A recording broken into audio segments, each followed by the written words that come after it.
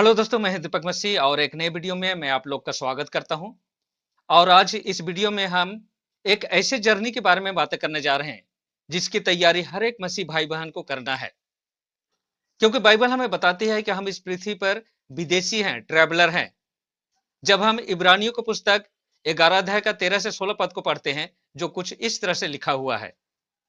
इन्होंने प्रतिज्ञा की गई बातों को प्राप्त नहीं किया, परंतु उन्हें दूर ही से देखकर उनका अभिवादन किया और मान लिया कि हम पृथ्वी पर परदेशी और पराये हैं।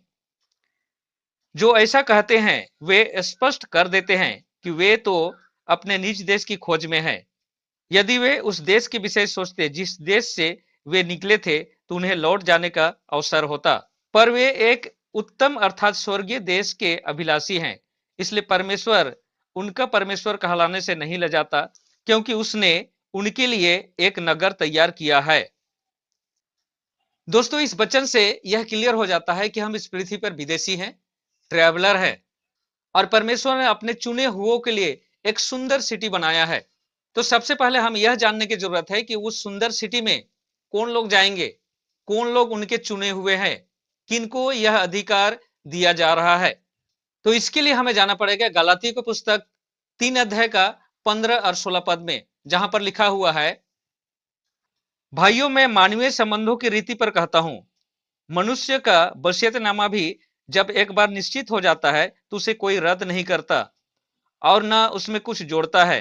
अतः प्रतिज्ञाएं इब्राहिम और उसके वंशज से की गई थी।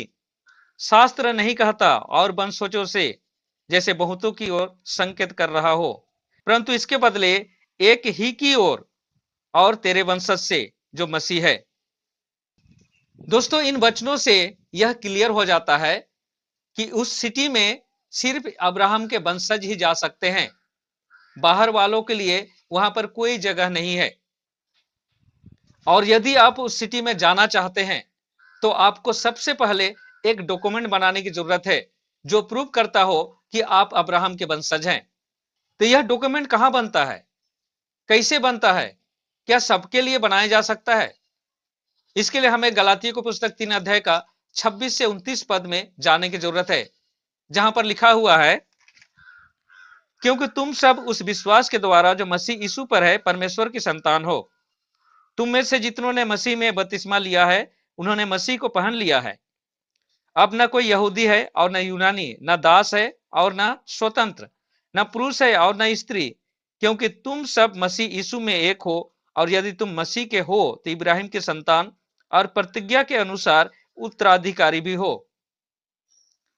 तो प्यारे दोस्तों, यह ग्रेट अपॉर्चुनिटी हर व्यक्ति के लिए आ चुका है। आप अब्राहम के वंशज होने का सर्टिफिकेट ले सकते हैं, और उसके लिए दो चीज चाहिए। पहली बात है, आपको यीशु के ऊपर विश्वास करना पड़ेगा, और उस विश्वास को प्रूव करने के लिए आपको बपतिस्मा लेना पड़ेगा। अगर ये दो चीज आप पूरा करते हैं तो आपको अब्राहम के वंश होने का सर्टिफिकेट मिल जाता है। और दोस्तों, उस कंट्री में जो परमेश्वर ने अपने चुने हुओं के लिए बनाया है, उस कंट्री में जाने के लिए यही वह वीजा है। तो दोस्तों, वहां जाने के लिए सिर्फ वीजा ही सफिशियंट नहीं है, बल्कि वह पासपोर्ट भी आपको लेने की जरूरत है। तो पासपोर्ट पाने के लिए हमें कहां जाने की जरूरत है? इसके लिए हमें जाना पड़ेगा इजेकियल की पुस्तक 20 अध्याय का 20 पद और निर्गमन की पुस्तक 31 अध्याय का 16 और 17 पद में, जहां पर लिखा हुआ है, मेरे विश्राम के दिनों को पवित्र मानो, वे मेरे और तुम्हारे मध्य चिन्ह ठहरे, जिससे तुम जान लो कि मैं तुम्हारा परमेश्वर यहोवा हूं। अतः इजरायली विश्राम के दिन को माना करे, वरन वे विश्राम के दिन को पीढ़ी दर पीढ़ी सनातन वाचा के रूप में मानते रहे। मेरे और इजरायलियों के बीच सनातन के लिए यह एक चिन्ह ठहरेगा, क्योंकि 6 दिनों में यहोवा ने आकाश और पृथ्वी को सृजा, आज 7वें दिन उसने विश्राम किया।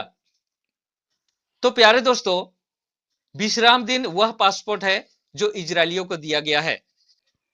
अब हमारे पास वीजा भी है और पासपोर्ट भी है, लेकिन विदाउट टिकट तो हम कहीं नहीं जा सकते हैं, क्योंकि जब भी हम जर्नी करते हैं तो हमें टिकट की जरूरत पड़ेगी। अब टिकट काउंटर कहां पर है, टिकट कहां मिलेगा?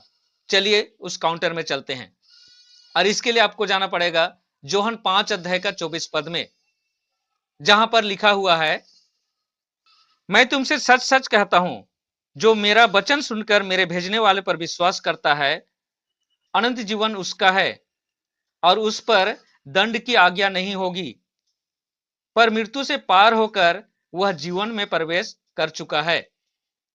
दोस्तों, यहां पर यीशु का स्टेटमेंट है कि जो कोई यीशु पर और उसके वचन पर विश्वास करता है और उसके भेजने वाला परमेश्वर पर विश्वास करता है, वह मृत्यु से पार हो चुका है, उस पर दंड की आज्ञा नहीं होती।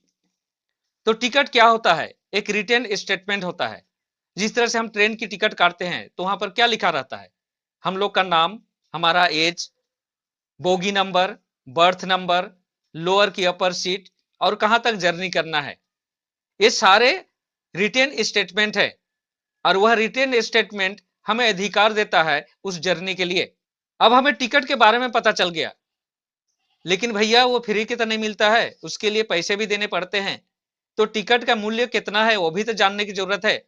तो इसके लिए हमें जाना पड़ेगा इफिसियंस की पुस्तक 2 अध्याय का 8 पद के काउंटर में, जहां पर लिखा हुआ है, क्योंकि विश्वास के द्वारा अनुग्रह ही से तुम्हारा उद्धार हुआ है और यह तुम्हारी ओर से नहीं वरन परमेश्वर का दान है।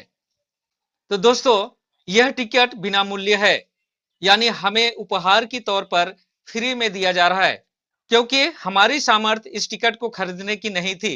इसलिए परमेश्वर ने अपने तरफ से यह टिकट हमें प्रोवाइड कर रहा है। अब हमारे पास वीजा है, पासपोर्ट है और टिकट भी है, लेकिन जब हम जर्नी में निकलते हैं तो पैसे भी लगते हैं। तो वह भी कंफर्म होने की जरूरत है कि इस लॉन्ग जर्नी में कितने पैसे खर्च होंगे, और इसके बारे में कंफर्म होने के लिए हमें जाना पड़ेगा मत्ती 6 अध्याय का 19 और 20 पद में और प्रकाशित वाक्य 14 अध्याय का 13 पद में, जहां पर कुछ इस तरह से लिखा हुआ है, अपने लिए पृथ्वी पर धन संचय मत करो, जहां कीड़ा और जंग नष्ट करते हैं और जहां चोर सेंध लगाकर चोरी करते हैं, परंतु अपने लिए स्वर्ग में धन संचय करो, जहां ना कीड़ा और न जंग नष्ट करते हैं और न ही चोर सेंध लगाकर चोरी करते हैं। यह वचन हमें यह बताती है कि वहां जाने से पहले हमें धन वहां ट्रांसफर करना है। तो कौन सा धन हम जमा कर सकते हैं? क्या ये करेंसी जो हम इस पृथ्वी पर यूज करते हैं? इन बातों को समझने के लिए हमें प्रकाशित वाक्य 14 अध्याय का 13 पद पढ़ना है, जहां पर लिखा हुआ है, धन्य है वे मृतक जो अब से प्रभु में मरते हैं। आत्मा कहता है कि हाँ, क्योंकि वे अपने परिश्रमों से विश्राम पाएंगे और उनके कार्य उनके साथ जाएंगे। तो धार्मिक लोगों का काम, धार्मिकता का काम वह करेंसी है जिसे इन एडवांस उस सिटी में जमा करवाना है। तो दोस्तों, यह करेंसी आप इस पृथ्वी पर रहते हुए ही कमा सकते हैं, वहां जाने के बाद आप नहीं कमा सकते हैं। तो यह करेंसी हमें एडवांस वहां जमा करना है। अब हमें करेंसी पता हो गया, लेकिन जब हम ट्रेवल करते हैं तो हमारे साथ लगेज भी रहता है, क्योंकि हमें लगेज लेकर जाना पड़ता है। तो यहां पर क्या क्या लगेज हम ले जा सकते हैं, चलिए उसके बारे में भी कंफर्म हो लेते हैं। तो इस विषय को जानने के लिए हमें 1 तिमोथी का 6 अध्याय का 7 पद में जाने की जरूरत है, जहां पर लिखा हुआ है, क्योंकि ना तो हम संसार में कुछ लाए हैं, ना यहां से कुछ ले जाएंगे।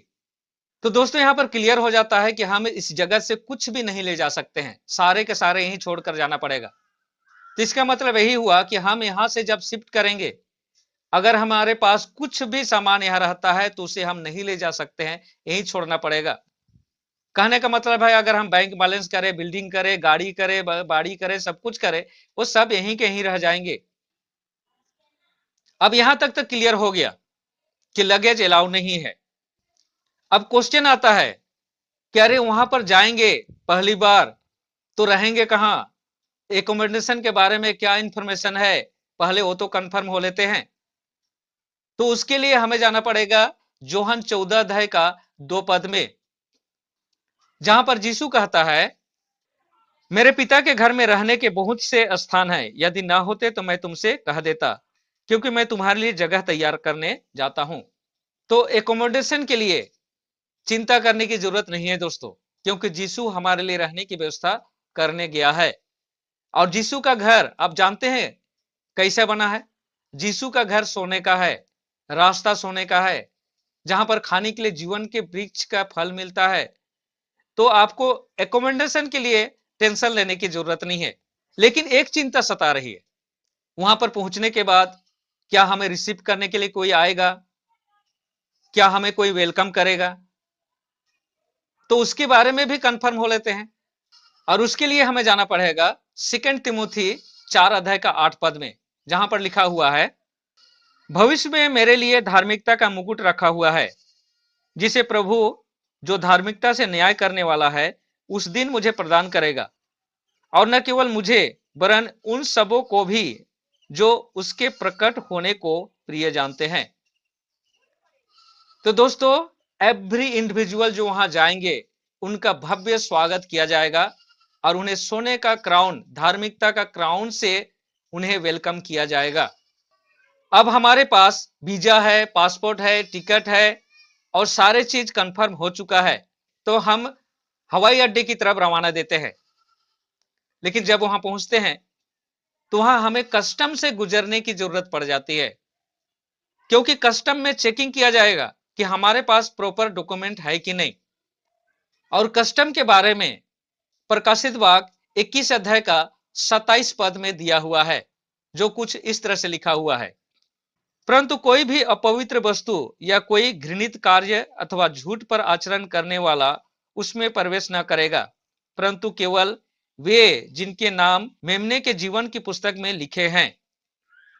तो प्यारे दोस्तों, जिनके पास प्रॉपर डॉक्यूमेंट हैं और जिनका नाम उस ट्रेवल करने वाले लिस्ट में लिखे गए हैं, उन्हीं को वहां जाने का परमिशन है।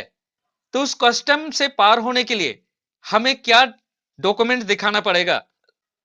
तो वह डॉक्यूमेंट हमें मिलता है रोमियो 10 अध्याय का 9 पद में, जहां पर लिखा हुआ है कि यदि तू अपने मुख से यीशु को प्रभु जानकर अंगीकार करे और अपने मन में यह विश्वास करे कि परमेश्वर ने उसे मृतकों में से जीवित किया है, तो तू उद्धार पाएगा।